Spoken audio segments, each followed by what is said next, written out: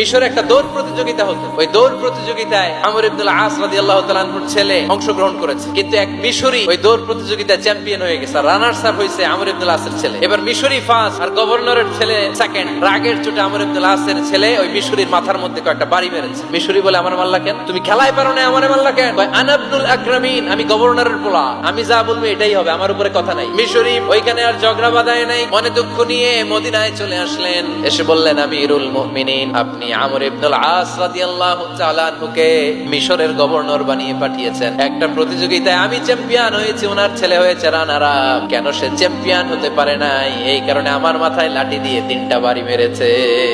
ওমর ফারুক বললেন, তাই আগামী বছরের অমুক তারিখ আমি সব গভর্নরদেরকে ডেকে হিসাব নিতে, ওই দিন তুই থাকবি। ওই দিন 7 রাজ্য থেকে 7 গভর্নর হাজির, গভর্নরদের ছেলেরাও হাজির, মিশরীয় হাজির। 7 গভর্নরের কাছ থেকে 7 এলাকার খোঁজ খবর নেয়ার পরে ওমরে ফারুক বললেন, আইনাল মিসরি, মিশরি লোকটা কই, এদিকে আয়। মিশরি সামনে আসার পরে বলল, আমর ইবনুল আস, তুমি মিশরের গভর্নর, তোমার ছেলে সহ তুমি আসো। আমর ইবনুল আস এসে সামনে বসে রইলেন। এবার বললেন, ও আমর ইবনুল আসের ছেলে, তুমি নাকি ইবনুল আকরামিন গভর্নরের ছেলে, তুমি যা বলবা মিশরে নাকি তাই হবে, তোমার নাকি অনেক দাপট। নিজে একটা লাঠি এনে মিশরীর হাতে দিয়ে বলল, এবার তোর মাথায় যতটা মারছে তুই ততটা গুনে গুনে মার, আমি দেখবো। আমর ইবনুল আস দেখবে, আমর ইবনুল আসের ছেলেরে তুই এখানে মার। সে বলতেছে, থাক, আপনি বলছেন এতেই যথেষ্ট, মারা লাগবে না, আমি মাফ করে দিলাম। ওমরে ফারুক বলল, খবরদার, মার, মার ওর মাথার মধ্যে। মিশরী ওমরে ফারুকের ধমক শুনে ভয়ে ভয়ে 3টা বাড়ি মারলো। এই বাড়ি মারা দেখেও ওমরে ফারুকের হৃদয় ঠান্ডা হয় নাই। লজ্জায় আমর ইবনুল আস, বয়স হয়ে গিয়েছে, সাহাবা, মাথা তখন টাক, মাথায় চুল নাই, লজ্জায় মাথাটা হেড হয়ে মাথাটা নিচু করে রেখেছে।